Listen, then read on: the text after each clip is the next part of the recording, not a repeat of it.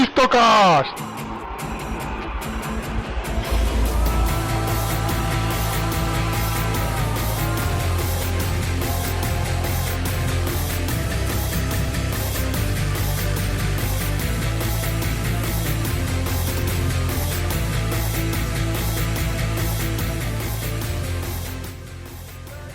Esto es Histocast, una tertulia distendida sobre historia sin la menor intención de sentar cátedra.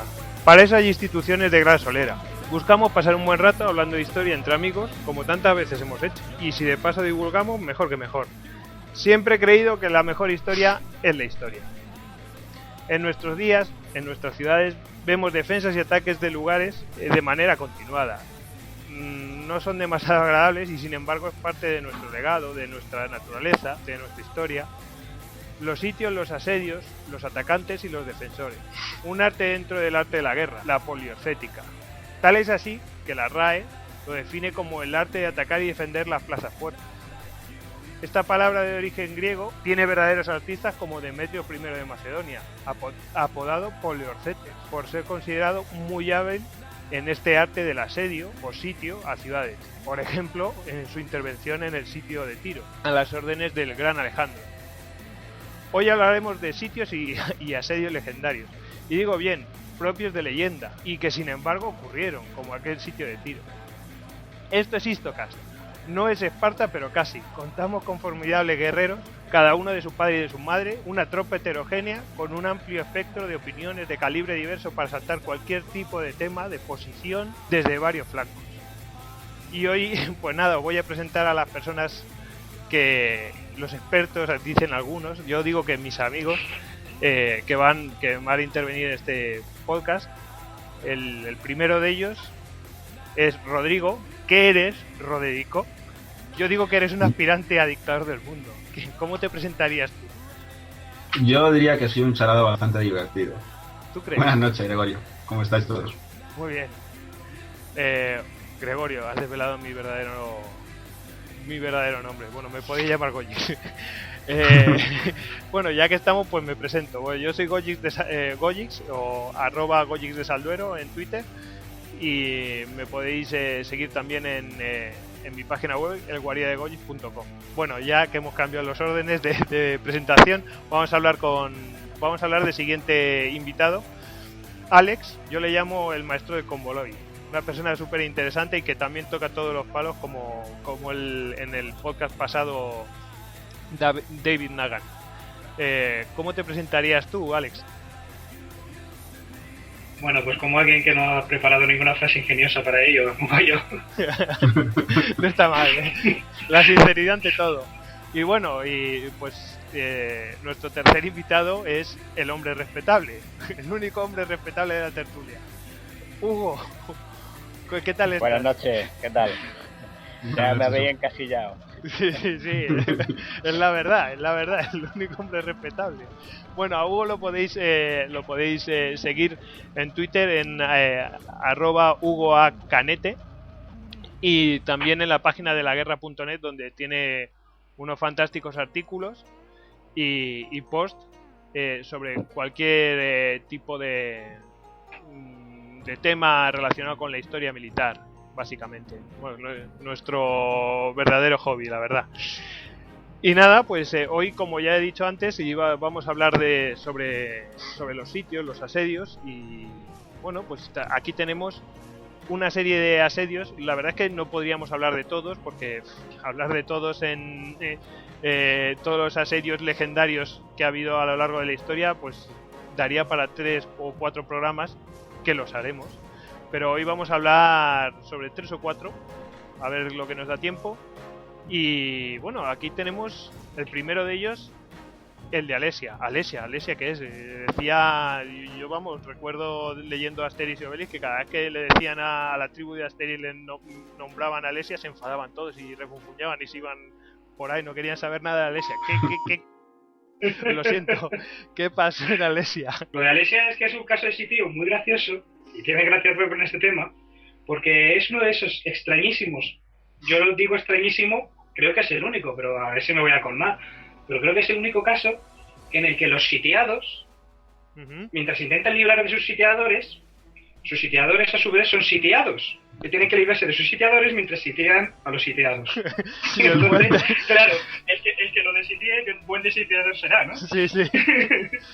Entonces, claro, esta situación fue muy divertida. Sí, menudo, la cosa- menudo jaleo, ¿eh? Ya, hombre. Y No, es que estos tipos, bueno, Ah. cuéntanos, ¿cómo fue el sitio de Alesia?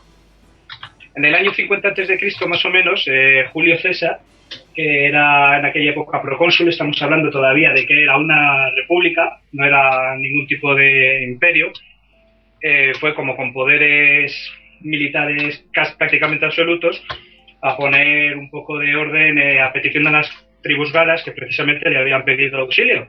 O sea, lo gracioso es que algunas tribus galas eran aliadas del César.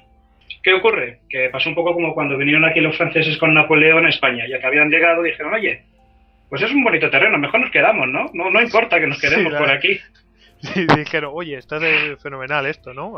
Buen Vamos a- tiempo, buenas tierras, buenas mujeres, buen vino, oye, Claro. ¿qué más se puede pedir? Ya nos quedamos, ya que estamos. Hombre, no es Italia, pero no está mal, ¿no?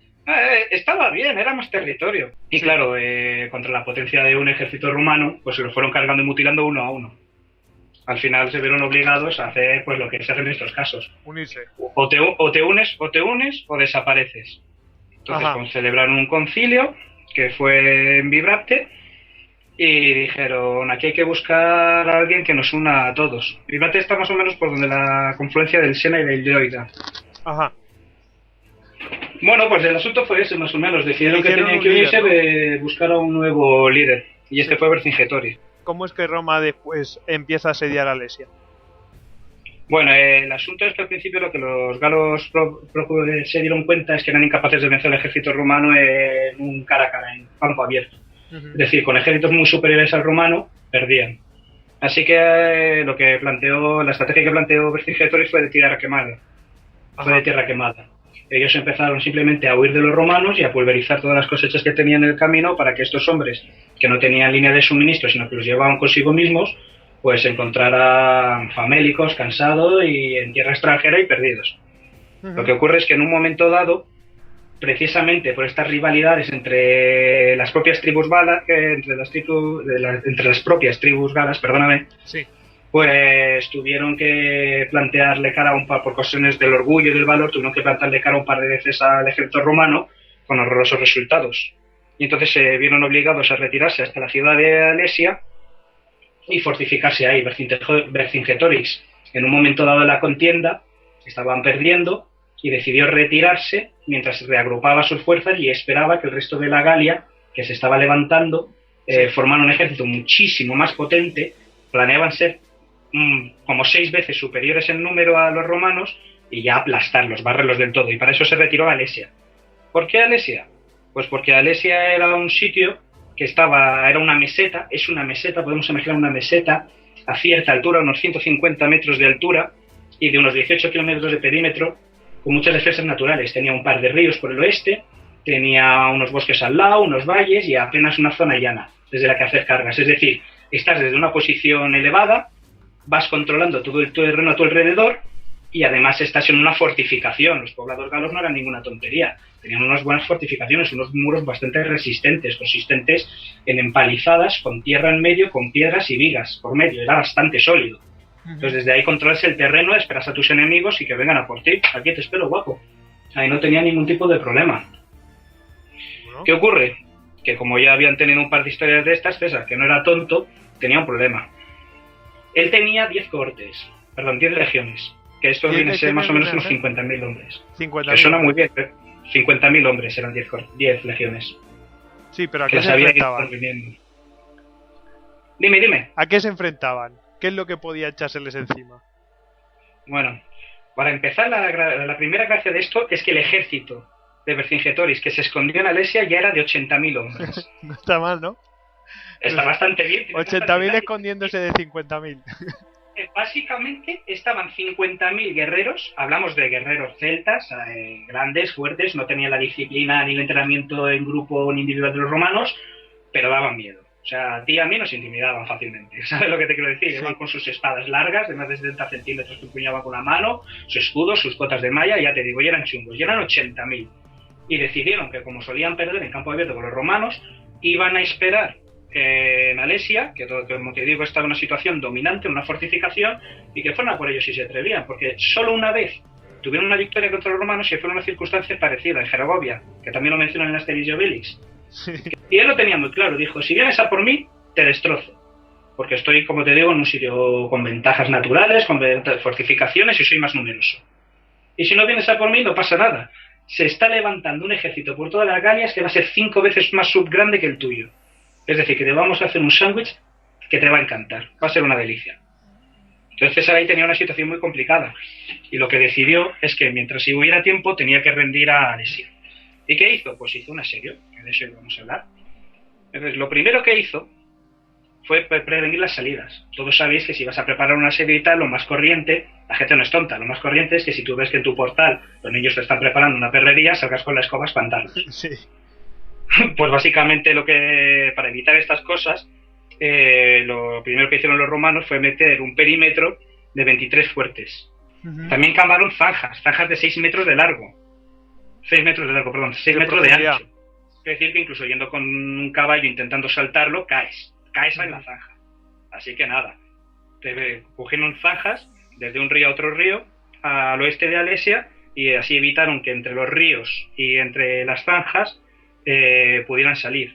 Es más, algo muy típico que hacían los romanos eran los llamados titulum.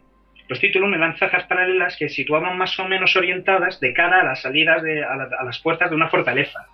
Sí. Así que si los celtas querían hacer una salida, primero dicen, vamos a sorprenderles por la noche. Vamos a hacer una salida por la noche y vamos a sorprenderles y barrerles con la caballería. Pues los caballos se van a despeñar primero con las zanjas paralelas, los titulum, luego tienen que estar intentando entrar y salir de las zanjas y luego tiene que van de río a río y luego tienen que enfrentarse a los propios fuertes. Entonces eso es simplemente para prevenir las salidas. Y luego empezó el verdadero trabajo de construcción de los romanos. O sea, los romanos más importante quizás que las lanzas y que las espadas eran las palas. Sí. A estos romanos tú les dabas una pala y un pedazo de tierra y es que no se aburrían. Yo me pregunto una cosa, digo, perdón por la palabra, pero a ver, esta gente, los romanos, hicieron todo eso en muy poco tiempo prácticamente y además con un enemigo ahí a las puertas, nunca mejor dicho. No, oye, si es que esto es lo gracioso, lo que te he contado es solo para prevenir las salidas, esta no es la parte de asedio. El asunto es que según terminaron de prepararse unas cuantas defensas para prevenir una salida, empezaron ya lo que son las obras de de empezar a estrangular lo que es la ciudad enorme. Dijeron, no vamos a ir a por vosotros, ¿nos esperáis? Muy bien, tranquilos. A 400 metros más o menos de las primeras zanjas y prevenciones y fortalezas, hicieron 2 fosos paralelos, ¿vale? Imaginamos 2 fosos hondos de 16 kilómetros de largo cada uno, anillando la ciudad. Un círculo alrededor de la ciudad. Sí. Cada foso de 6 metros de ancho y 6 de profundo. 6 ¿vale? por 6. De profundo, 6 metros. Es como ponernos prácticamente un tercer piso. Es decir, cáete. Cáete dentro con tu equipo, con tu espada de galo, con tus armas de galo, cáete dentro y luego sal afuera. Cargando todo eso, mientras los otros te miran, que se lo van a pasar bomba. Me va siguiendo. Al primer foso, el que está más cerca, le inundan de agua. Sí. Porque como tienen los ríos disponibles, pues les van haciendo unos drenajes, les van haciendo unos caminitos y llenan el río de agua. Eso para que te hundas. Y entre este primer foso lleno de agua y el segundo foso van sembrando todo con tarugos, que son unas lengüentas de hierro con punta de arpón que entierran con estacas en la tierra y tienen 30 centímetros, con pinta de garfio. La idea es que son muy sólidos, tú no los quitas con un pie, no les das una patada, ¿vale? Sí. Tú no los puedes quitar de una patada porque están enterrados con estacas fondo. Sí. Pero eso sí, lo que asoma por fuera es pequeñito, con forma de garfio. Entonces tú vas ahí atento a tus cosas, pisas, eso está lleno y te atraviesa el pie. Sí, y te acuerdas de... Pero es para encordiarte bastante, la idea era bastante mala. Luego hicieron 8 hileras de hoyos con lirium. ¿Qué es esto que suena como lirios? Es una estaca empaladora, una estaca bien afilada que te espera abajo del hoyo y que recubre con hierba, con lo cual si crees que tenían buenas ideas, ya está claro que la intención es bastante traviesa. Sí. Y luego, dentro de todas estas situaciones, van poniendo otras 5 zanjas más de 1,5 metros con ramas de asta de ciervo, que es como una barra espinosa. Las ramas de asta de ciervo en aquella época las tallabas, las buscabas, las ibas cogiendo, y es lo que te sería un poco el equivalente a trincheras de alambre más modernas, Sí. a barreras de alambre. Pues esa es la idea. Bueno, yo Sí. quiero preguntarles a los otros invitados que vosotros qué pensáis que se les pasó por la cabeza a los galos cuando vieron todo aquello. Pues posiblemente quién va a pagar todo eso. Entonces, Sí. Bueno, yo tengo entendido que los romanos ahí sacaban o sea, por las conquistas, precisamente en esta campaña, Julio César se volvió inmensamente rico y Roma consiguió unas riquezas increíbles. Correcto, es correcto. No perdían dinero, hacían muy buenos negocios. Hugo, ¿qué piensas? ¿Qué se les podía pasar por la cabeza a los galos o a los romanos? ¿Cómo lo ves? Hombre, yo creo que cuando vieron el percal seguramente dirían, nosotros nos quedamos aquí arriba a 150 metros en la meseta y que vengan a salvarnos los del otro lado. Sí, básicamente. Bueno, y Julio César no tenía noticias de aquello, no tenía noticias de que se está levantando un ejército en toda la Galia y que iban a ir a por ellos y les iban a hacer un sándwich. Sí lo sabía, pero jugábamos con dos cosas, y lo que ha dicho Hugo es muy cierto. Verás, el asunto es que obviamente al principio lo que ellos querían era que a ver si los romanos tenían las narices de atacarles a ellos que estaban fortificados, no que les sitiaran en ese estilo.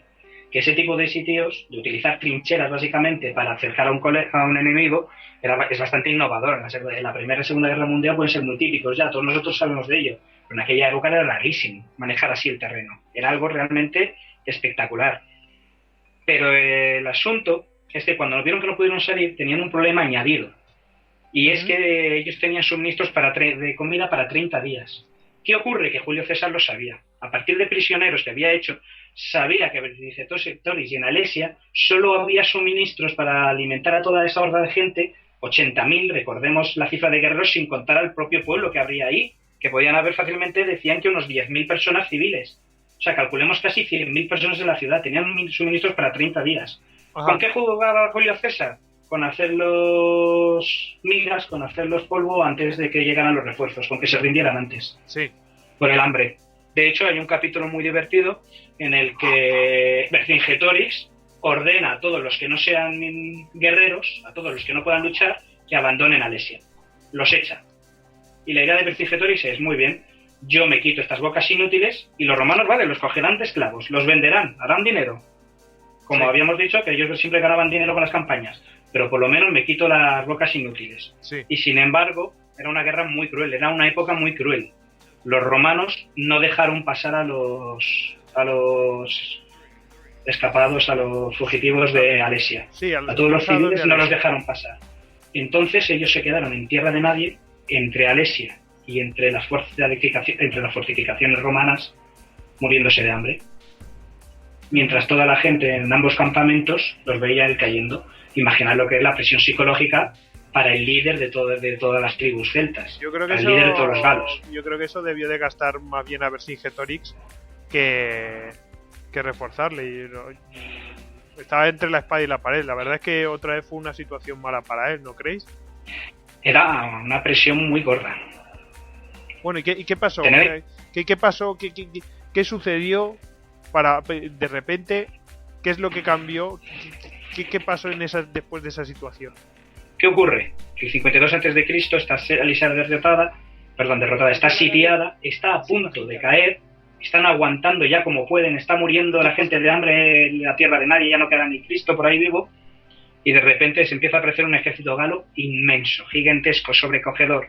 Estamos hablando, bueno, esto lo hacemos un poco por la propaganda de Julio César, pero la gente que entiende de esto dice que no es improbable que en aquella época, en todo lo que era la Galia, se reuniera un ejército de 250.000 galos. Uh-huh. Estoy diciendo 250.000 galos, 250.000 de galos, que va a salvar a los 80.000 galos que están sitiados por un ejército de 50.000 romanos. O sea, 250.000 en esa época era una verdadera barbaridad. Hoy sigue siendo entonces era demasiado. Increíble, era la carta ganadora. Era coger y decir, os vamos a barrer. Uh-huh. Ahí no había tu tía. Ahí era decir, madre mía, si nos pillan en campo abierto, nos barren. Hablamos de una proporción de 5-1 el ejército que viene de refuerzo. Y luego hay Y que sumar casi los 2-1 80.000. el que está sitiado. O sea, en total, Claro, por los eso, romanos todas las eran... por eso todas las prevenciones de sitio eran tan espectaculares, porque es que se estaban preveniendo de una salida de un ejército más poderoso. Sí. Y, Pues claro, necesitaban ventaja de terreno. y vamos a contabilizar, eran 250.000 más 80.000 que habían dentro, es decir, en dos ejércitos separados, pero en total eran en hombres... Pongamos 300.000. 330.000, más o menos. Bueno, pues las cifras no son exactas, porque nos tenemos que fiar de No, distintas no, fuentes. no. Y, Para nada. y eso, Además eso- es posible que don Julio César se diera aires. y eso contra 80.000 romanos. No, 50.000. 10 legiones. 50.000, es verdad, 50.000. Bueno, de hecho eran 40.000 romanos y 10.000 auxiliares, es decir, mercenarios, jinetes germanos que tenían monturas pequeñas y muy fornidas y que repartían buena leña, daban buena cera, pero que no es lo mismo. ¿Y entonces qué hizo Julio César cuando se enfrentó a eso? ¿Qué pasó? Pues ahí entramos con la segunda parte de los sitiados y los sitiadores, de los sitiados de los sitiadores. Sí. Es decir, se dio cuenta de que no podía estar sitiando a unos y plantarle cara a los otros. De hecho, yo creo que ni siquiera podría haberle plantado cara a los otros en circunstancias normales.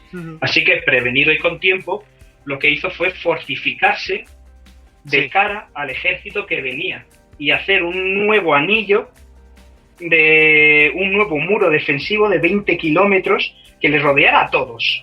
O sea, todo lo que habíamos contado, pues ahora rodeado por otro anillo más exterior, más hacia afuera, de 20 kilómetros, con 4 cuarteles de caballería, otros tantos de infantería y torres cada 25 metros. Por las excavaciones sabemos que César no exageraba, porque se sabe que hoy en día se está estudiando que pudo haber por la zona, a partir de vigas que se van encontrando y restos, que se pudo haber entre 1.500 y 2.000 torres de 25 metros. ¡Qué barbaridad! ¿Qué? Eso salpicando la empalizada. Bueno, Entonces, ¿qué ocurrió? La ventaja de Julio César es que ni los galos no tenían sistema de comunicaciones entre ellos. Los que estaban sitiados no podían coordinar un ataque con los sitiadores. Espera, Alejandro. Pero de todas formas, Alejandro, dime. quiero... vosotros, si fuerais Julio César en ese momento, ¿cómo lo veríais? Diríais, joder, me ha cambiado se me ha dado la vuelta a la situación, ahora estoy en esto, por suerte tengo una buena red de espías, como decías, ¿no? Y porque claro, ¿cómo te enteras de eso? Debía tener Julio César una buena red de espías, pero ver que se te viene todo eso encima y que tienes que hacer esa obra de ingeniería tremenda para hacerle frente, yo creo que a cualquiera hubiera dicho, por lo menos hubiera tenido ciertas dudas del porvenir de la batalla, de lo que iba a suceder, ¿no? Porque a pesar de todo aquello, ¿cómo lo veis vosotros? Yo creo que, sinceramente, no tenía más elección, porque levantar el campamento e irse antes de que los galos lleguen, pero que lleguen ¿desde dónde? No sé, si toda la Galia estaba levantada, ¿tenía realmente algún sitio donde huir? Claro. Yo veo que no tenía más remedio que hacer lo que hizo, apretar y terminar lo que había empezado, ¿no? Sí, probablemente los hubieran perseguido y ahí sí que les hubieran dado caza directamente, o sea, que literalmente caza. Y Hugo, ¿cómo lo ves tú? Yo lo veo igual. Allí por lo menos estaban atrincherados. Tú imagínate 50.000 legionarios romanos marchando por camino en posición tal como los pillaron, por ejemplo, los bosques de Teotoburgo, en columna, y los podrían haber masacrado perfectamente. Claro, y además... Así que eso es lo que daba, vamos, a mí me recuerda un poco el grito que lanzaban los españoles de los tercios. Esta noche o cenamos en Alesia o cenamos con Dios. Sí, recordemos también las frases míticas también de las Termópilas de esta noche cenaremos en el infierno, ¿no? En el Hades, decían. Y yo, fijaos, esa situación, esas situaciones son las que hacen que realmente saquen, como diría uno, el foie. O sea, para la gente que realmente es el friki, que saquen el foie. Lo que se proyecta al universo. Eso. Sacas el extra, ¿sabes? Dices, estoy en una situación desesperada, pero en vez de desesperarme, me hago más fuerte con mis compañeros, con mis camaradas. Es lo que le llama Sun Tzu, ¿verdad, Rodrigo? Sun Tzu llama el territorio de la muerte, ¿no?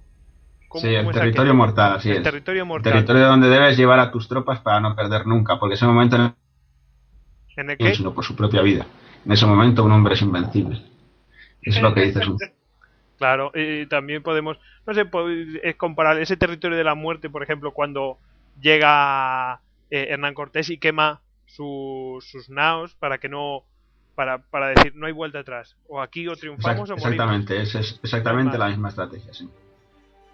Bueno, y entonces lo que ocurrió pues fue lo mismo, fue esto. César preparó su terreno y sus defensas a ambos lados. Y simplemente dejó que le atacaran. Por un lado el ejército defensor, 250.000 galos, y por el otro lado, esporádicamente, hacían salida los de la ciudad de Alesia, los 80.000 de Vercingetorix.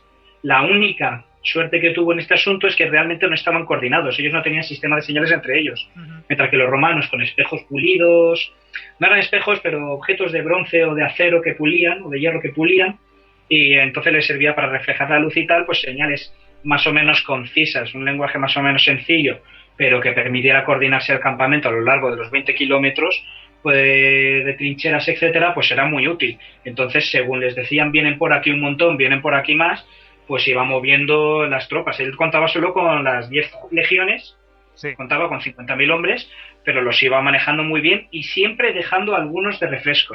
O sea, a pesar de la espantosa superioridad numérica del enemigo, siempre dejaba algunas tropas de refresco, sabiendo que estas cosas llevan su tiempo y que el agotamiento, pese a la disciplina y pese a toda la fuerza y la disciplina de los romanos y lo bien entre los que estuvieran, llega un momento en que en un combate el agotamiento es supremo. Las defensas eran formidables, como os he dicho, las obras de asedio, y para defenderse del asedio de los enemigos, a su vez, eran increíbles, pero aún así hablamos de una desventaja numérica, una desventaja numérica brutal, que desde tenía una situación muy complicada. Bueno, ¿qué ocurrió? Que se fueron desgastando, se fueron dando leña y se fueron desgastando los enemigos hasta que al segundo día encontraron un sitio más o menos débil. Echaron el resto, intentaron pelear en una zona más débil, intentaron llegar, pero ya quedaban menos, eran muy fuertes, pero quedaban menos galos. Y César jugó una carta triunfadora al final del todo, que fue coger a la caballería que le quedaba, entre ellos muchos mercenarios germanos precisamente, y hacer una salida con la capa y dispersar a las tropas que quedaban, un poco como en el Señor de los Anillos cuando salen al final los 4 matados con los caballos a cargarse a todos los Uruk-hai. Sí, en el abismo de Helm, ¿no? Básicamente. Sí, correcto, esto ha sido muy difícil, pero es para que traer una imagen a la mente de la gente. La misma salida de San Felipe de Barajas en Cartagena Indias, lo mismo, en el momento crucial, en el momento que muestran un poquito de debilidad, ahí salen. Exactamente, pues hizo una salida y cuando ya estaban todos hasta las narices de atacar a los romanos y de dejarse partes de todo el cuerpo por el camino y de que les daban bastante cera, los romanos también se apoyaban pues con catapultas y ballestas de torsión, con grandes catapultas de torsión, de grandes virotes o lanzas y de piedras, es decir, más arquería, más etcétera. Era un verdadero coñazo acercarte a los romanos, hay que decirlo. Entre las defensas que ponían y la que te llovía encima, era para estar mirando a tus pies arriba y saber encima que tenías que nadar, saltar, trepar y no machacarte mientras tanto. Luego para darte cuerpo a cuerpo. Era bastante duro. Pues al final nada, salió una cabalgada de caballería, llevaban ya 2 o 3 días luchando. Sí. Y también los romanos con lo último que tenían echaron el fuego, como habéis dicho, echaron el resto. Sí. Julio César incluido, creo que salió en aquella carga de caballería. Él cuenta, ¿o no? Sí, él salió con su emblemática capa manto rojo púrpura, creo que era púrpura. A lo mejor me equivoco, disculpadme si me equivoco, pero creo que era un manto púrpura, aunque a lo mejor era rojo, porque el púrpura creo que era ya de emperadores, pero bueno. Vais a disculpar esta frase, pero todo su ejército lo reconocía por ese distintivo de la gran capa de Julio César. Echaron el resto, les dio nuevos ánimos y los celtas se dispersaron. Ya llevaban 2 días desangrándose y rompiéndose.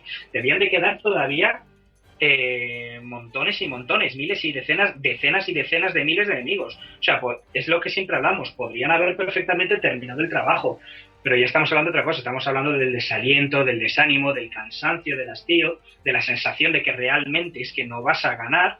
Y de hecho en las crónicas, en las guerras galaisas que te relata el propio Julio César, te comenta que si no causaron una gran matanza entre los enemigos en fuga, que es como solían decantarse al final los balances de muerte de estas guerras antiguas, es porque los soldados estaban demasiado exhaustos, no podían perseguirlos. O sea, según se huyeron y se desbandaron los galos, los romanos dijeron, vale, adiós, y deberían de apoyarse sobre sus propias rodillas a respirar. O sea, deberían de estar agotados. ¿Qué ocurre? Que para Vercingetorix fue mala noticia, obviamente. Sí, y además yo me imagino que la gente que estaba asediada allí en Alesia se desmoralizaron directamente. Claro, los de Alesia también hicieron, durante todo este tiempo que el ejército de rescate intentó romper las posiciones romanas para llegar a los sitiados también hicieron, ya os digo que no coordenadas, pero hicieron salidas. Y eran 80.000. Y eran fuertes, eran potentes. Es decir, en ocasiones los romanos luchaban tanto a un lado como a otro, con menos efectivos que ninguno de estos. Por eso tantas obras de ingeniería. Megaconstrucciones de la antigüedad. No sé, megaconstrucciones, ya sé por dónde va. Sí. O sea, yo estaba pensando en las jornadas, que esos no hacían jornada parcial o 8 horas y ya ficho. Yo creo que les obligaban a hacer horas extras sin pagarlas, vamos, a saco. Fijaos el esfuerzo de aquello. Después volvió Julio César, ¿no? Pues prácticamente... Bueno, ¿qué pasó? ¿Se rindió finalmente Alesia? Obviamente, cuando ya los de Alesia, aparte de ser ellos mismos rechazados, pudieron ver que el ejército que venía a salvarles, el ejército definitivo, el gran levantamiento de todas las Galias, que se dispersaba y huía ya derrotados, pues ya las puertas de Alesia se abrieron y Julio César exigió que todos los guerreros galos fueran depositando las armas a sus pies, aquella famosa escena que todos tenemos en mente y que tan mal tragaron los galos, que siempre lo han ridiculizado un poco en este vídeo y estas cosas, sí. Pero lo cierto es que todos fueron ahí a depositar sus armas a los pies del César, delante de sus hombres, y que cuando llegó Vercingetorix le dijo, bueno, lo dijo en latín, yo no te voy a decir en latín porque nunca la aprobé la asignatura, pero la traducción más o menos literal, o lo que dice César que dijo que era literal, que recordemos que esto viene de la guerra de los Gales del propio Julio César, fue que dijo, heme aquí, un hombre fuerte, me humillo ante ti, hombre fortísimo. Lo que venía a decir es, yo soy un hombre joven que ha conseguido unir a las tribus galas, que siendo joven y siendo las tribus galas siempre la gresca entre ellas tiene mucho mérito, he tenido que hacer juegos de thriller auténticos para estar haciéndote la guerra, soy un tío genial, pero reconozco que tú eres más grande que yo, tú eres mejor, me has ganado, me humillo ante ti, toma, haz lo que quieras conmigo. Y lo hizo. Y bueno, como vosotros sabéis, pues ya lo que fue el destino de César ya no fue mucho más allá. La campaña de las Galias fue un éxito y fue brutal. Mucho dinero, como dijo Goyo, consiguieron muchos esclavos, un territorio gigantesco, pero precisamente esto le despertó las envidias en el Senado. Si os acordáis de la serie de Roma o sois aficionados a la historia o lo que sea, pues ahí fue cuando empezó las guerras con Pompeyo, primero un poco disimuladas, pero pompedianos, catonianos y cicerianos, es decir, Cicerón, Catón y Pompeyo y sus partidarios, empezaron a hacer la vida imposible hasta el punto de que no le dejaron celebrar el triunfo a Julio César. Es decir, conquistó lo que son las Galias y no le dejaron celebrar el triunfo. Él tuvo unas celebraciones menores, no recuerdo cómo lo llamaba, pero tuvo unas celebraciones menores de un par de semanas y ya está, y fue como quitarle gran parte del mérito y del reconocimiento. Y ahí empezaron ya las fricciones y a llevarse mal. Y claro, no lo dejaron pasar el Rubicón. Sí. Y dijo, ¿cómo que no? Ahí voy yo. Hoy, sin haberlo deseado, porque la verdad es que ha sido la casualidad, tenemos aquí también otro sitio, asedio, pues si lo podríamos llamar así, en los cuales los franceses se cubren de gloria. Esta vez sí son franceses, se cubren de gloria completamente, ¿verdad, Rodrigo? Hombre, yo no lo llamaría ni sitio ni asedio, lo llamaría más bien toma. Sí, toma en todos los sentidos. Sí, es la toma del fuerte Douaumont en la batalla de Verdún durante la Primera Guerra Mundial. Y es una toma, la verdad, bastante sorprendente, que si viéramos a Tom Cruise protagonizando la Misión Imposible diríamos, ¡hala, qué exagerado! Sí. Sí. Eso suena muy bien. Sí, sobre todo exagerado en todos los sentidos, porque recordemos que la batalla de Verdún en la Primera Guerra Mundial tuvo 1 millón de muertos. Fijaos si era grande eso, que esto es simplemente una parte de la batalla de Verdún, pero una parte mínima. Pequeña y anecdótica, así es. Y eso que el fuerte de Douaumont decían que era el más sólido y fuerte del mundo. Pero bueno, la verdad es que la falta de previsión y la comunicación entre los mandos seguramente desencadenó la terrible pifia y la gran hazaña que os voy a relatar ahora. A ver, cuéntanos. Y es que resulta que sobre 1916, una avanzadilla alemana se movía cerca del fuerte de Dumont, como a unos 64 kilómetros. Y junto a esa avanzadilla iba un cuerpo de exploradores que se dedicaban a tareas como cortar alambradas, iban básicamente a limpiarles el paso. El caso es que el fuerte, como les digo, estaba ocupado por 56 artilleros, pero no tenía mando, ¿vale? Entonces el gobernante de Verdún ordenó al general Chrétien que fuera y ocupase el fuerte y lo defendiera hasta con el último hombre. El problema es que al general Chrétien lo trasladan y le dice al sustituto, que el fuerte ya ha sido dada la orden de ser ocupado, cosa que era cierta, pero la orden nunca llega a cumplirse. Entonces el fuerte queda tan solo con esos 56 artilleros y sin nadie que los dirija, ¿vale? Entonces esta avanzadilla de soldados alemanes, como os iba diciendo, pues se mueve cerca del fuerte y el sargento por supuesto, como iba con un grupo de 10 exploradores, se acercan allí y dicen, bueno, el fuerte está cerca, ¿por qué no vamos y nos acercamos? Y se acercan más y ven que nadie dispara, parece que no hay señales de vida en el fuerte. Entonces se meten en el foso y, formando una pirámide humana, alcanzan una de las troneras. A todo esto sin recibir un tiro. O sea, están los tíos alucinando porque no reciben un tiro. Así es. Y el caso es que... Rodrigo, entran por las troneras. Sí, hacen una pirámide humana y entran por las troneras del muro. O sea, las troneras que son las troneras. Las troneras las troneras es por donde metían los cañones para disparar hacia afuera. Eso son las troneras, básicamente, para que no lo sepa. Continúa, Rodri. Y bueno, algunos se sorprenderá pensando en que cómo esta gente pudo trepar un muro haciendo una pirámide humana.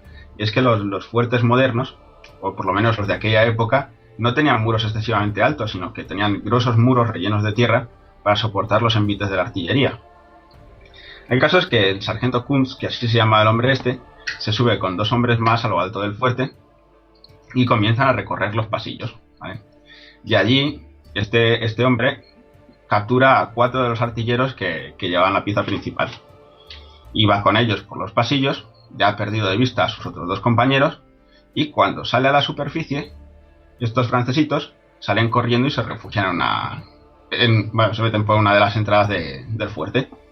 El hombre va detrás, y en esto que los está buscando, se encuentra con que hay un barracón que está iluminado, y al asomarse descubre que hay más de 20 soldados franceses teniendo allí pues, un tipo de reunión, pues no sé si una fiesta o unas clases o lo que fuera. El caso es que este hombre los detiene a todos, a los 20, así como manos en alto, y en ese preciso momento, y esto es muy de película, un obús impacta contra el fuerte y se va la luz. Sí. Y dices, bueno, pues ¿qué hacemos ahora?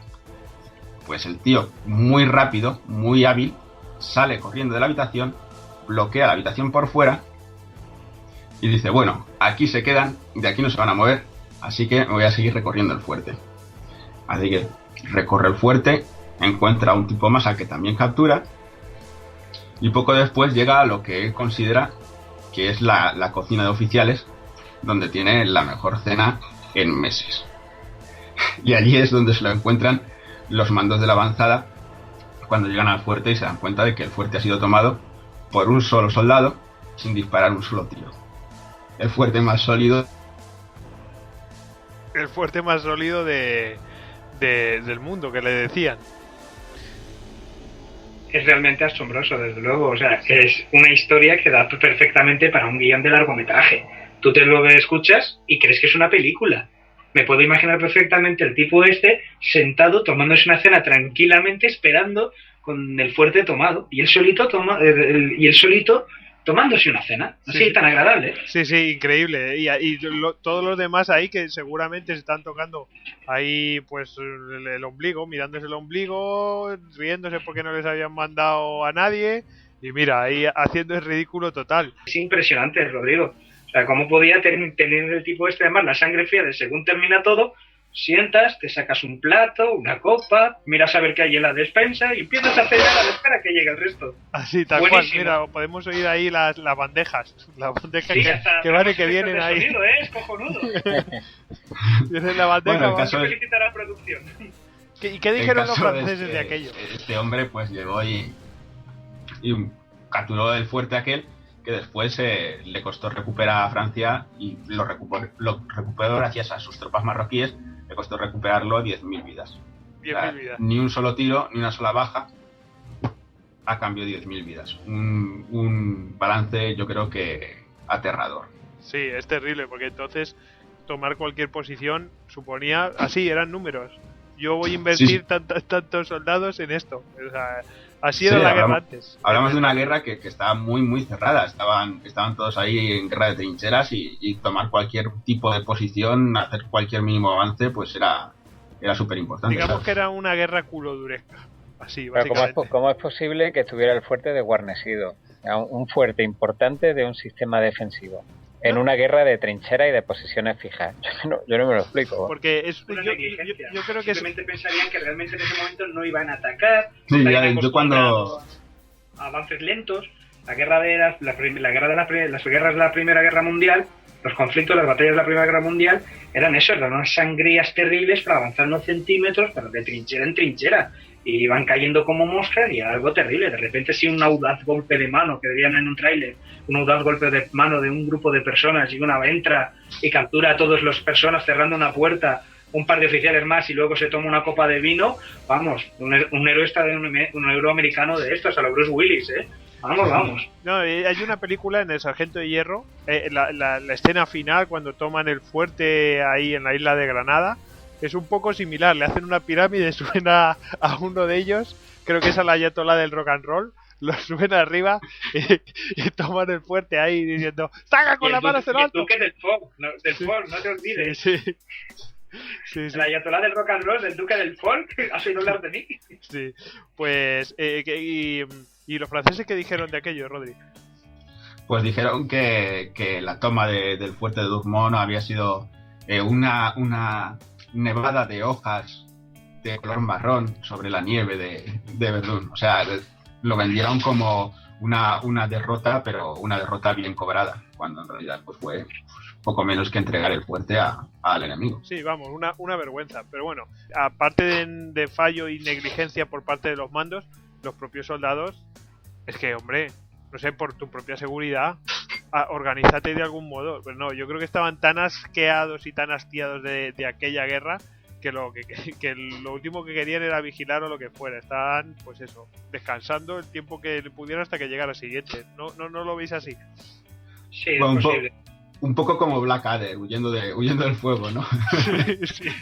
Muy... Pero es que es verdad lo que dice Goyo, en algún momento dado esta Primera Guerra Mundial tenía que ser un machaque psicológico, una sensación de hastío, de cansancio tan profundos, tan enraizados, que debes de cometer errores que, claro, nosotros lo vemos aquí tranquilos, sentados en nuestros ordenadores y pensamos en negligencia, y sí, y es negligente. Pero claro, ponte en el contexto, ponte meses y meses en unas situaciones de estas de agotamiento extremísimo. Sí, Bueno, y pasando frío, Sí, humedades y de todo. Buah, eso tiene... una omisión en un mando intermedio no es algo tan excepcional, tan raro. Uh-huh. Bueno, pues nada, vamos a pasar a... Nos hemos pasado un poco de tiempo, pero vamos a entrar a saco con el asedio de Castelnuovo, ¿verdad, Hugo? Para mí resulta el asedio más como defensores de las tropas españolas, digamos. Bueno, hay alguno más, pero este es realmente excepcional y además realmente los tercios españoles no rehuyeron el combate, todo lo contrario, y lanzaban sus bravuconadas típicas como aquella de bueno, ¿y qué? Y si son más mayor será la gloria, básicamente, ¿no, Hugo? Sí, yo he escogido este asedio porque, bueno, hay grandes asedios en la historia de España, como puedan ser Cartagena de India o Valer. Uh-huh. Este, sin embargo, es un hecho o poco conocido o no conocido ya directamente por la mayoría de los españoles. con lo cual sería interesante pues traerlo y recordarlo, ¿no? Ponnos un poco en el contexto. ¿Estamos en qué siglo estábamos, Hugo? Estamos en el siglo XVI, pero muy al principio, después de la batalla de Pavía. O sea, estamos hablando de... Año 1525 fue Pavía, pues esto empezó por el año 1535-36, que hubo una alianza, la Santa Liga, una de tantas. En aquel momento, pues los turcos ya empezaban a ser una mosca cojonera en el Mediterráneo, y entonces todos tenían sobrados motivos para cortarles la ala. Venecia porque le estaba fastidiando la ruta comercial, y España porque toda la costa de Berbería y todo el norte de la costa sur del Mediterráneo era un nido de piratas, y el papado pues porque obviamente los turcos suponían una amenaza para la cristiandad. ¿Dónde está situado Castelnuovo? Pues a eso iba. La Santa Liga esta pretende un poco frenar al turco, que en este momento tenía una flota muy poderosa, que estaba al mando del famoso Barbarroja, y que estaba asolando todo el Mediterráneo, y entonces intentan crear un Lepanto en el año 1538, con una gran flota cristiana que acorrala a Barbarroja en un puerto, pero Barbarroja logra salir con sus 100 y pico largas naves, 170 o no me acuerdo exactamente, logra hacerle una maniobra genial y logra salir del bloqueo. Los cristianos se arrugan, hay desavenencia entre los venecianos y los españoles, y al final, tras un breve encuentro que algunos llaman batalla naval, que se llamó Preveza, pues los cristianos se retiraron. Y a partir de ahí, bueno, esa es la parte naval de la alianza. La alianza pretendía establecer una cabeza de puente en la costa dálmata para, a partir de dominar el mar, o sea, si la batalla de Preveza hubiera tenido otro signo, pues a partir de Castelnuovo, en este caso, que sería una cabeza de puente con la cual meterse en territorio turco, en lo que es Bosnia hoy en día, y darle un golpe de muerte a toda la parte europea del Imperio Turco. Con ese sentido, Castelnuovo está en Kotor, lo que hoy se llama Kotor, que es un fiordo cátaro, llamado antiguamente, que es lo que forma hoy parte de Montenegro. Kotor o Castelnuovo, que se llama hoy Ercegnovi, está a unos 40 kilómetros de Dubrovnik, que era la antigua famosa ciudad-estado de Ragusa, siempre fiel aliada de España, porque eran antivenecianos, claro, obviamente. Claro, eran competencia directa, me imagino. Exactamente. Entonces, Castelnuovo la toman los soldados españoles, y Carlos V pone allí a un tercio, que era un tercio que estaba formado por 15 banderas, pero de distintos tercios. No era un tercio viejo de nombre de casta, que pasa a llamarse el tercio de Castelnuovo, pero que la mayoría de sus integrantes venían del tercio viejo de Lombardía, de Milán. Sí. Y resulta que había su maestre de campo era Francisco Sarmiento de Mendoza y Manuel, y el tercio estaba compuesto de unos 3.500 hombres o así, y la mayoría, como decía, venían del tercio viejo de Lombardía, que recientemente, en fechas anteriores, se había amotinado en Milán. Sí. Y un poco como castigo, pues los cogieron y dijeron, a ver, ¿dónde los ponemos a estos? Y los mandaron a Castelnuovo. Sí, yo había oído que los habían castigado. A ver, me suena de oídas, ¿no? Que después de amotinarse, ok, fenomenal, os damos lo que queréis, y después cogen, ¡hala! Y ahora os vais allí. Exactamente. De hecho, he estado leyendo por ahí que había alguna polémica entre historiadores, porque resulta que la Santa Liga acaba de disolverse ya del todo después de la batalla de Preveza, porque Venecia le dice a Carlos I que desaloje a su gente de Castelnuovo, porque por territorio pues esa plaza le pertenece. Y Carlos I, o V de Alemania, se niega. Dice que no saca de allí al tercio. Entonces dice, he leído por ahí una polémica que los historiadores no terminan de ponerse de acuerdo de por qué Carlos I le negó esa plaza a Venecia, cuando prácticamente allí no había ninguna razón por la que tener a un tercio ni nada. Y yo creo que fue más bien como un castigo, ¿no? Estos se me amotinaron en Milán y no quiero tenerlo otra vez en la península italiana ni de broma. Sí.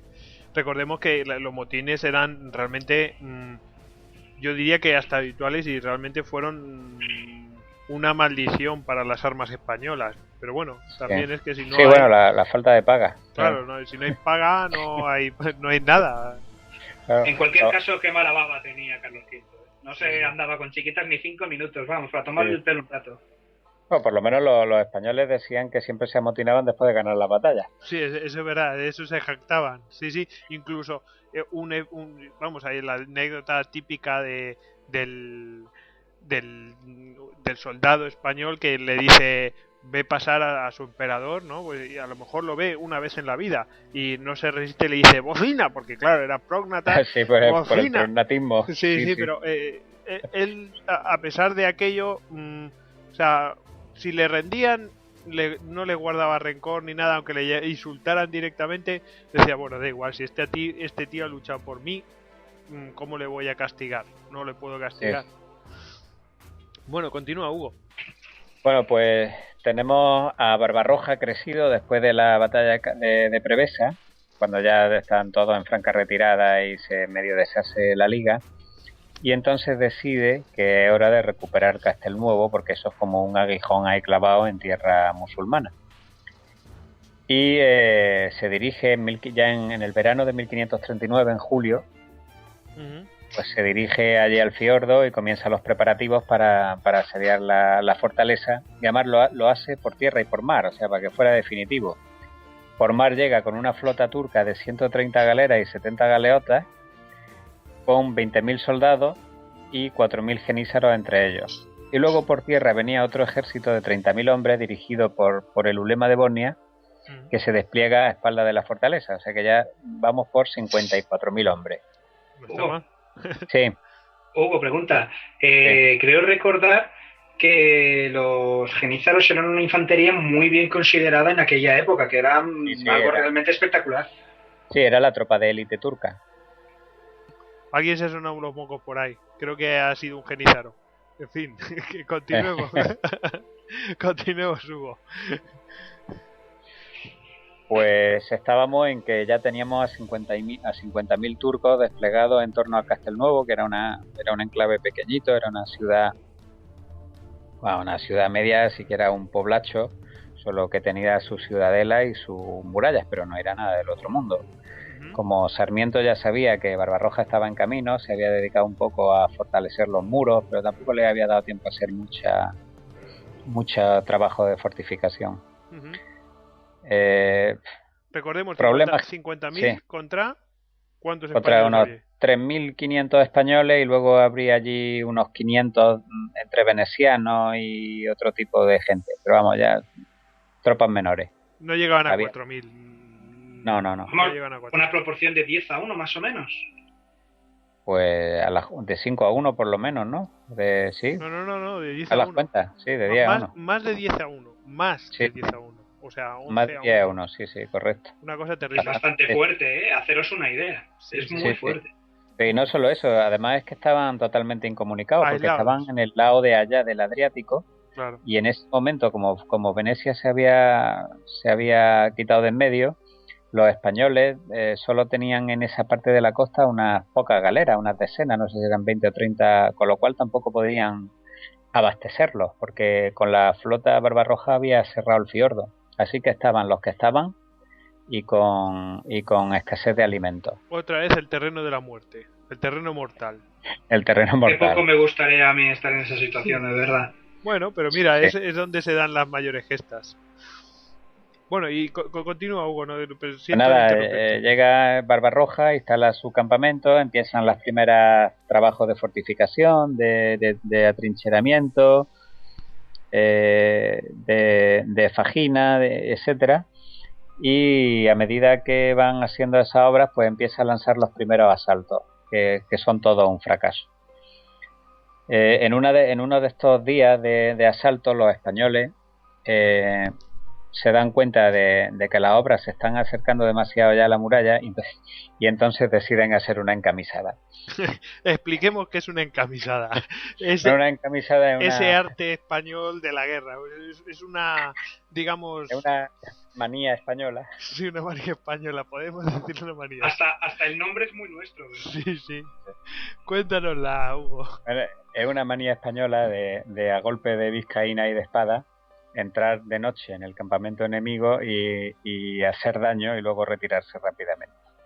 Para ello, pues se ponían unas blusas blancas encima de los ropajes para poder verse en la oscuridad o identificarse. Si habéis visto a la Triste, empieza con una encamisada y además magistralmente hecha. Sí, que llegan, matan lo poco que pueden matar, pero sobre todo clavan los cañones, los anulan.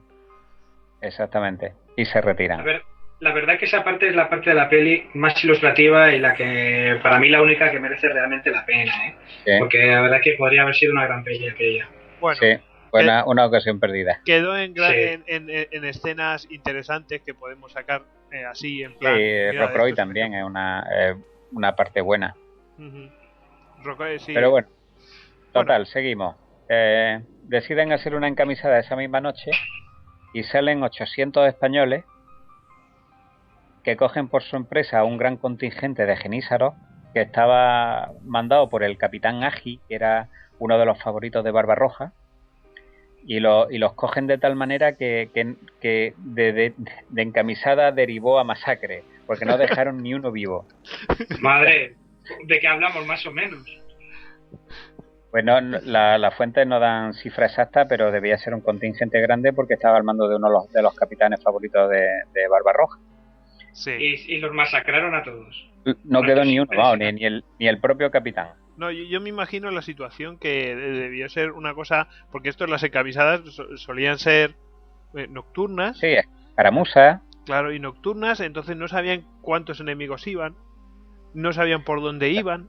Y claro, hay que hacerse una idea del valor que debía de suponer que te cogieran y dijeran, venga, compi, salimos por la puerta, cogemos un par de espadas, salimos de nuestra protección en una tierra extraña rodeados por masas enormes de enemigos, y vamos a salir por la noche a apuñalar unas cuantas y luego volvemos. Sí. Así vamos quitándonos para luego el trabajo de encima. Y el terror en el enemigo, que no puede ni descansar a gusto. Es que eso es terrible. Fijaros que a mí me da la sensación, por todas las cosas que he leído, y eso que yo creo que para la gente de los tercios las encamisadas eran acontecimientos divertidos. Sí, yo creo que también.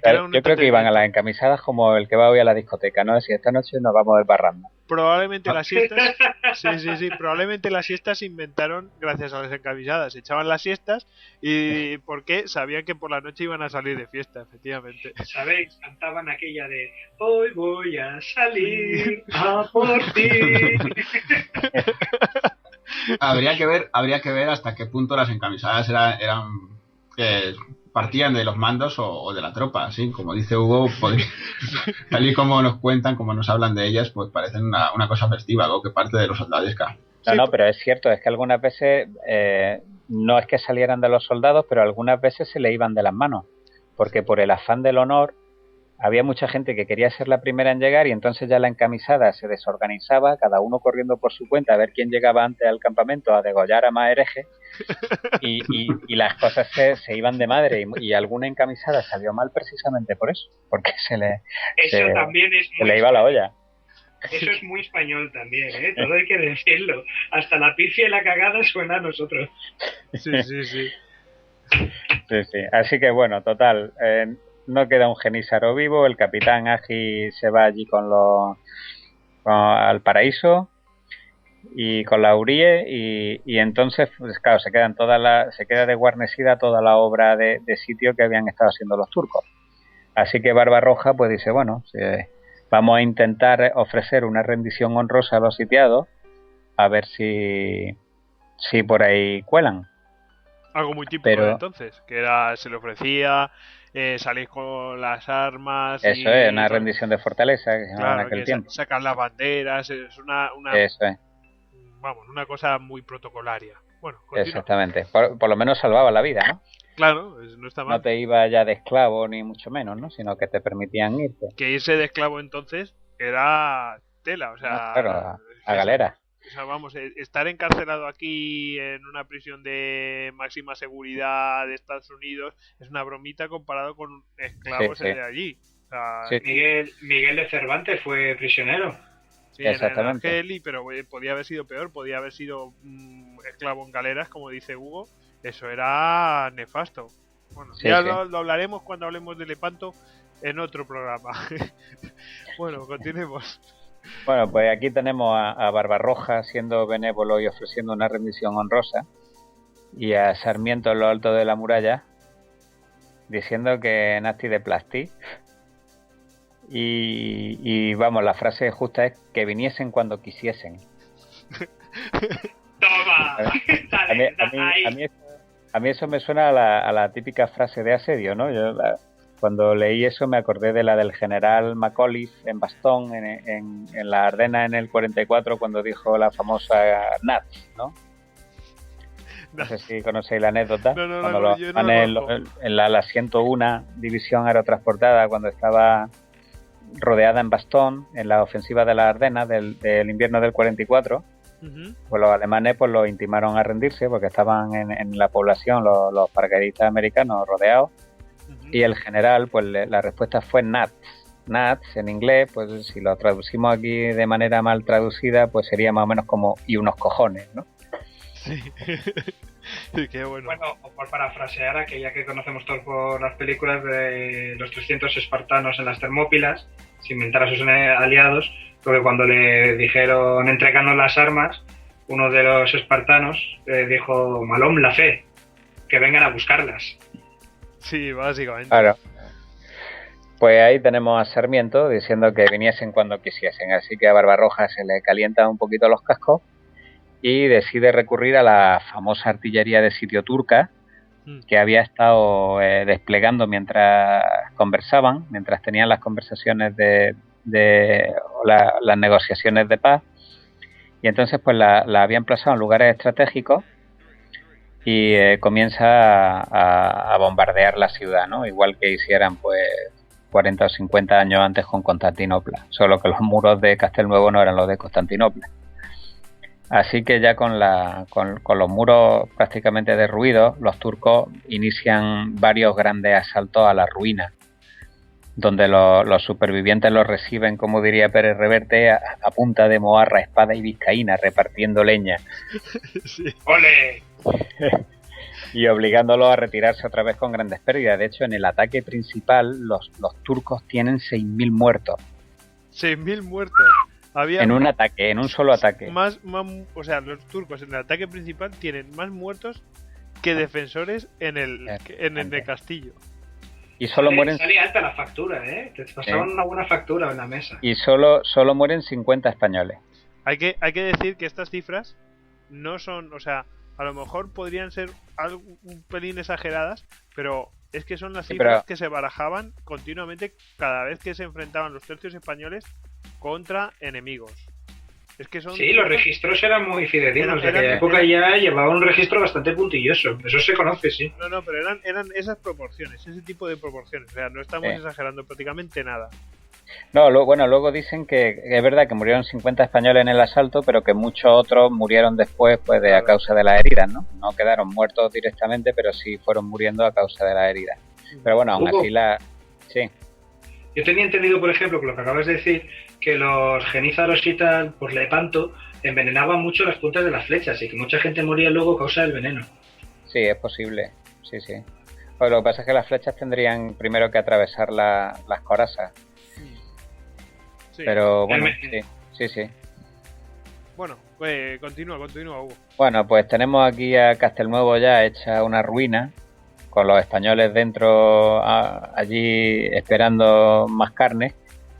Y entonces, esa misma noche, ya yo creo que más fruto de la desesperación que de otra cosa, pues deciden hacer otra encamisada. Pero esta vez en vez de ir encaminada a frenar la zanja y todos los trabajos de fortificación, deciden hacerla directamente contra el campamento turco. ¿Para qué vamos a andarnos con tonterías? Vamos, ya estamos de perdidos al río, vamos a hacerlo ya. Así que salen de la... Sí. salen 600 españoles de la ruina y se dirigen directamente al campamento. Cuando los turcos se dan cuenta de lo que está pasando, cunde el pánico a lo largo del campamento y se provoca una estampida de tal magnitud que no solamente tiraron todo lo que se encontraron en su camino, Sí. es que llegaron a tirar al suelo la tienda almirante de Barbarroja.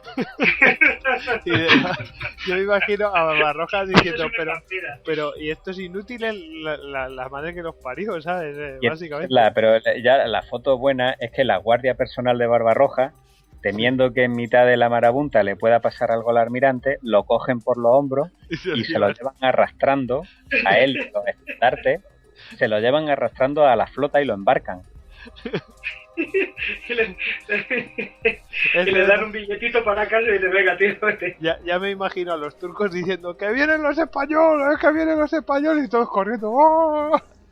No, imaginaros a Barbarroja diciendo, dejadme, bellaco, dejadme, que me quiero quedar, y los otros, no, tú para el barco no vayamos. Que luego me cortan la cabeza a mí. Sí, anda que no se han dado los turcos con tonterías de ese estilo. Pero bueno, claro, de todas formas, como era una encamisada, pues no tenían la más mínima posibilidad de que con eso se consiguiera una victoria decisiva. Pues obviamente llegó un momento en que se retiraron otra vez a la ruina y volvió la normalidad al campamento turco y Barbarroja pudo volver otra vez a montar su tienda. Uh-huh. Pero bueno, ahí queda... De nuevo en casa. Sí. Bueno, ¿y qué pasó? Continúa. Yo me imagino a los españoles que después de la encamisada estarían verdaderamente eufóricos momentáneamente. Sí, pero lo que pasa es que se siguieron sucediendo los asaltos a la ruina hasta que ya solo quedaban 600 hombres. Uh-huh. Y ni aún así se rindieron los españoles. O sea, hablamos de 4.000 a 600 ya directamente por... Sí, ya íbamos por 600. Sí. Y estaban luchando en las ruinas del pueblo. Cuando quedan 600 hombres, Sarmiento decide que es hora de retirarse a la ciudadela. Sí. Y en esa retirada, Sarmiento a caballo, junto con algunos de sus capitanes, es cuando recibe los 3 flechazos.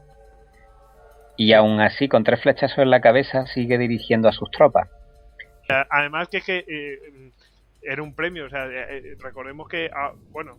Ahora ya es un poco absurdo, pero el que mataba, el que capturaba al enemigo, al jefe enemigo, pues se lleva una recompensa, se lleva la fama, el honor y todas esas cosas, ya sabes. Pues nada, con este no hubo miramiento. No. Pues recompensa, honor y todo, pero después de toda la que les había jugado con la encamisada, es que tú imagínate la papeleta luego de los turcos volviendo al campamento con Barbarroja, sacudiéndole un poco así el polvo, no te enfades, es que lo hacíamos por tu bien, etcétera, y el otro ahí mirando a sus tropas, muy bonito, pero muy bonito me parece, ¿eh? Sí.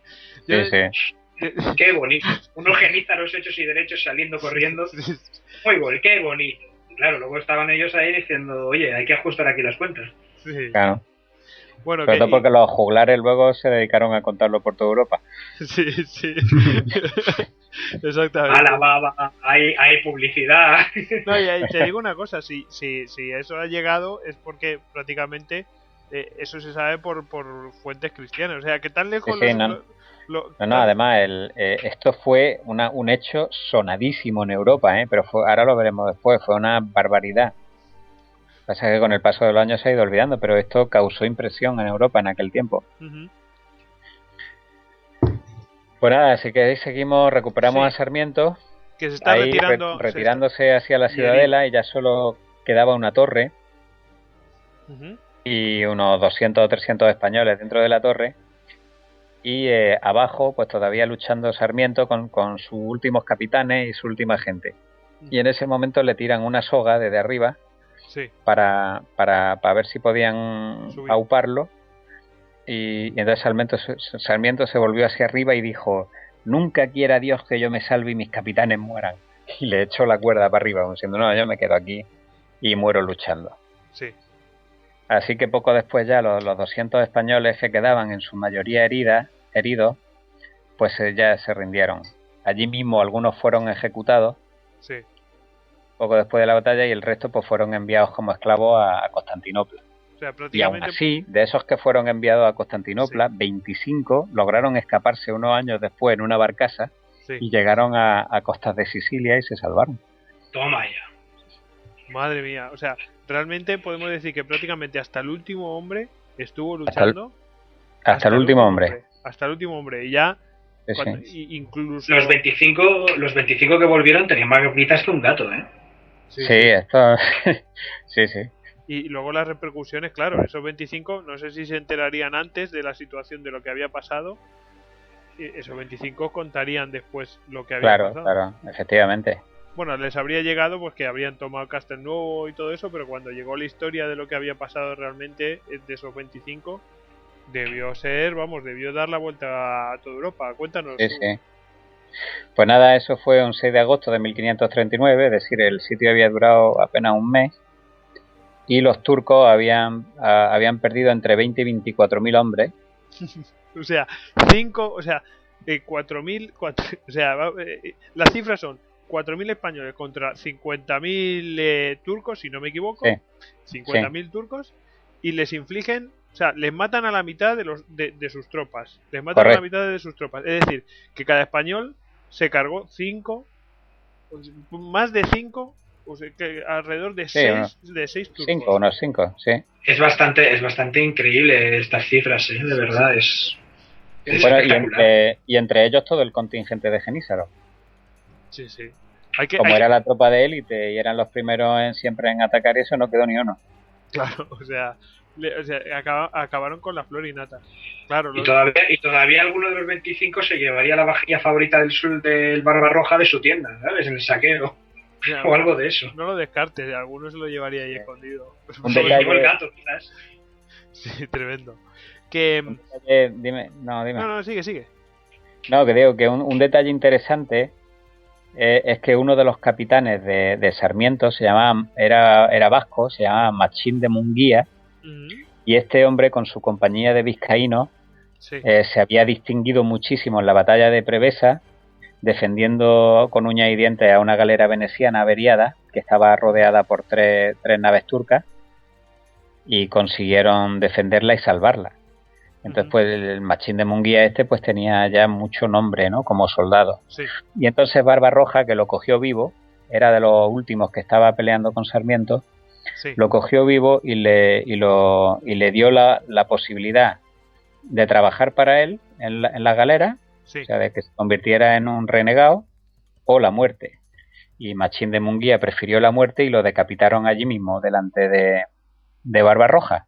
Entonces, si alguno de vosotros ha leído Corsarios de Levante, de Pérez Reverte, ahí le rinde Pérez Reverte un pequeño homenaje a este Machín de Munguía, porque en el libro sale un personaje igual de vizcaíno, Sí. al mando de una compañía de vizcaínos, que se llama Machín de Gorostiola. Sí, vamos, no lo llama igual, pero... No sabía el dato. Me leí la novela, pero no sabía el dato. No se apellida igual, pero se llamaba igual. Es decir, ¿no? Y además, ¿quién se llama Machín? Exactamente. Y lo dijo el propio Reverte, que era una especie de homenaje que le daba. Sí, lo ha dicho Reverte, sí. Pues mira, está muy, muy simpático el detalle. Pues ahí tenemos asedios, o sea, los defensores. Hemos tenido 3 tipos de asedio. O sea, hemos tenido el asedio en el cual los asediados levantan tropas desde fuera y se unen a las de dentro, y aún así no pueden vencer porque el sitiador es realmente excepcional y prepara muy bien las cosas y realmente se fortifica. Hemos tenido el sitiador, en realidad no es un sitiador, sino el que asalta la fortaleza, que básicamente la asalta en forma de pirámide y se mete por una tronera y prácticamente conquista el fuerte sin pegar un tiro. No, prácticamente no, lo hace sin pegar un tiro. Y tenemos aquí conquista el fuerte el solito. Y tenemos a los defensores que, aunque no vencieron, realmente la victoria era moral, ¿no? Se vio casi como una victoria. De hecho, produjo, ya como he comentado antes, produjo una gran admiración en Europa. Se comparó a los españoles con héroes mitológicos y provocó que se compusieran numerosísimos poemas y canciones. Yo he recuperado por aquí una estrofilla de un poeta que se llama Gutiérrez de Cetina, Sí. Y que dice más o menos, es un poema dedicado a los huesos blancos de los españoles que relucen en las murallas de Castelnuovo. Ajá. Y entonces dice que envuelta en vuestra sangre la llevastes, sino para probar que la memoria de la dichosa muerte que alcanzastes se debe envidiar más que la victoria. Perfecto. Es decir, como diciendo un poco que aunque fue una derrota, pero casi con más... Pero esas derrotas muchos las quisieran como victorias. Esas derrotas, exactamente. Anda, que si en lugar de canciones del verano de estas que nos dan de flores y mariposas en el estómago, nos dieran poemas de estos del verano o algo de ese rollo, una buena canción del verano con temas como estos. No, que habría una explosión de natalidad, por Dios. Se iban a enterar los herejes. Yo quiero un Eurovisión el que en lugar de ir a hablar de flores y de Coca-Colas haya uno de estos que empiece a hablar de huesos blancos en la arena. Sí. Bueno, oye, hemos hablado de tres asedios así interesantes, tenemos muchos más, haremos más programas de esto. Y hablando de canciones de verano y cosas así ridículas, yo creo que ya podemos pasar a la parte de geopolítica con chicha. Hay que decir una cosa sobre esta sección. Vamos a hacer podcasts dedicados a geopolítica con chicha. Es decir, nosotros vamos a hablar aquí levemente de 4 noticias, pero muy brevemente y levemente, porque vamos a hacer podcasts separadamente de esto, de la geopolítica. A colación de lo que hablamos en el anterior podcast, habéis visto que al final ha salido la presidenta de Cristina Kirchner de Argentina, ha salido con un fondo ahí con las Malvinas, con la bandera argentina superpuesta y tal, a decir que vamos a dar una oportunidad a la paz. Al final se demostró que era demagogia. ¿Cómo lo veis vosotros? ¿Finalmente es demagogia o habrá algo más? Difícil. Hugo, ¿qué opinas? Posiblemente populismo. Populismo, sí, tiene pinta. Yo creo que es populismo. Lo que pasa es que, como hablábamos el jueves pasado, ¿cómo es posible que se esté haciendo populismo sin que el pueblo se entere? Es lo que a mí me escama un poco, ¿no? Claro, pero a mí también me da un poco de... Claro, yo pienso exactamente igual. Populismo, pero entonces, ¿qué sentido tiene no darle más cobertura mediática? Pero han hecho esto calculadamente, sabiendo la reacción que iba a tener Inglaterra. Han mandado al buque más moderno que tenían los ingleses, lo han mandado ahí, y entonces cuando ha llegado la Cristina y ha hecho la declaración pública esa. Y ha dicho que los va a denunciar a la ONU por militarizar, pero ha ocultado todo lo que ha ocurrido antes y que ha ganado popularidad. Esto es una acción, la verdad es que los ingleses ahí han caído como lelos. No sé cómo lo veis vosotros.